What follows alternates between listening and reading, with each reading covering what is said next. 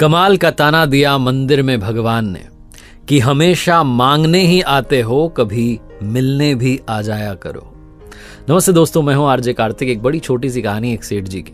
बहुत पैसा था, बहुत सारे बिजनेस चल रहे थे और जैसे जैसे बिजनेस बढ़ते जा रहे थे उनकी भक्ति प्रभु में बढ़ती जा रही थी। लेकिन समस्या ये थी कि सेठ जी के पास में, उस व्यापारी के पास में समय नहीं था कि भगवान की भक्ति करें। तो बहुत सारे मंदिर तो उन्होंने बनवाए, लेकिन वो स्वयं कभी पूजा करने के लिए गए नहीं। उन्होंने मंदिरों में पुजारी रख दिए और पुजारियों को नियुक्त कर दिया कि भैया आपको सुबह शाम की पूजा करनी है। तो घर में बैठ करके वो प्रसन्न हो जाते थे कि चलो साहब मंदिर बना दिए हैं, पुजारी जो है अपनी पूजा कर रहे हैं। लेकिन एक बार उनके बिजनेस में बहुत बड़ा घाटा हुआ। वो ऐसे संकट में फंस गए जहां उन्हें 100 करोड़ रुपए की आवश्यकता थी।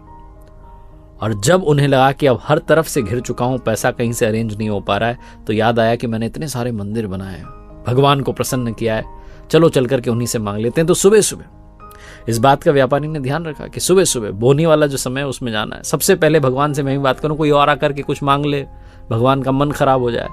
तो इसलिए सबसे पहले ब्रह्म मुहूर्त में जग करके निकल गए। लेकिन जब पहुंचे अपने बनाए हुए एक मंदिर में, तो देखते हैं कि उनसे पहले लाइन में आकर के एक भिखारी खड़ा हुआ है। सेठ जी का दिमाग खराब हो गया कि इस भिखारी ने आकर के पता नहीं क्या ये मांगेगा और पता नहीं भगवान का जो है मन खराब ना कर दे, उनकी इच्छा ही खराब हो जाए, क्या पता वो मुझे देना दे। तो उसके पीछे खड़े हो गए। भिखारी के पीछे जाकर के उसने नजर पलट के देखा भिखारी ने, तो उसे दिखा कि सेठ जी आए। अब सेठ जो थे वो ये सोच रहे थे कि भिखारी क्या मांगने आया, इसको क्या चाहिए। और भिखारी ये सोच रहा था कि सेठ जी भी यहां मांगने के लिए आए हुए, सेठ जी को अब क्या चाहिए, इतना सब कुछ मिल गया। जैसे ही मंदिर में पट खुले तो भिखारी ने भगवान से कहा कि प्रभु सिर्फ 100 रुपयों की आवश्यकता है, मेरी पत्नी बीमार है, कुछ दवा का प्रबंध हो जाता तो इलाज चल जाता और मेरी पत्नी ठीक हो जाती। और वो बोले जा रहा था, भगवान बस 100 रुपये, बस 100 रुपये मुझे आज दिन भर में मिल जाए, ऐसी कृपा कर देना कि 100 रुपये शाम तक इकट्ठे हो जाए। सेठ जी का दिमाग खराब हो गया। उन्होंने कहा हट ही नहीं रहा, अपनी प्रार्थना चली जा रही है। बिना देरी के अपनी जेब में से 100 का नोट निकाला और उस भिखारी के हाथ में रखा, कहा जाओ जाओ जाओ, दे दिए 100 रुपये, चलो निकलो भी यहां से, मुझे बात करने दो। भिखारी बड़ा खुश हुआ, भगवान को ढोक देकर के प्रणाम करके धोख लगा के निकल लिया कि वाह आपने तो सुबह सुबह ही काम कर दिया।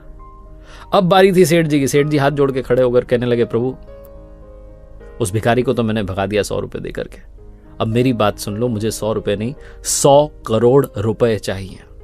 कहीं से भी उसका इंतजाम करवा दो प्रभु, बस मुझ पर कृपा बरसा दो। बोले जा रहे थे बार बार। तो कमाल ये हुआ कि मूर्ति में से भगवान प्रकट हुए और कहने लगे कि तूने एक भिखारी से तो मेरा पीछा छुड़वा दिया, उसे 100 रुपये दे करके, अब मुझे तुझसे भी बड़ा भिखारी ढूंढना पड़ेगा जो आए और तुझे 100 करोड़ रुपए दे करके तुझसे मेरा पीछा छुड़वा दे। सेठ जी की आंखों में आंसू आ गए। कहने लगे प्रभु ऐसा क्यों कह रहे हैं।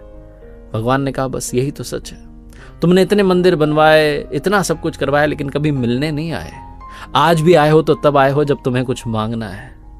मैं प्रेम का भूखा हूं, बस मिलने ही चले आते तो इतना बड़ा संकट आने नहीं देता।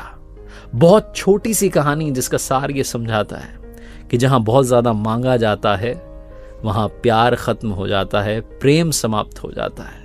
इसलिए मांगना बंद कीजिए। अगर मांगना ही चाहते हैं तो बस सब्र मांग लीजिए कि प्रभु मुझे धैर्य दीजिए, सब कुछ मैं अपने दम पर करूंगा, बस मुझे सब्र दे दीजिए और आपकी कृपा बनाए रखिए। और जब भी आप जाएं, आप जिस भी नाम से उन्हें पुकारते हैं, जब भी आप उनके दर पर जाएं तो उनसे मिलने के लिए जाएं, उनसे मांगने के लिए ना जाएं।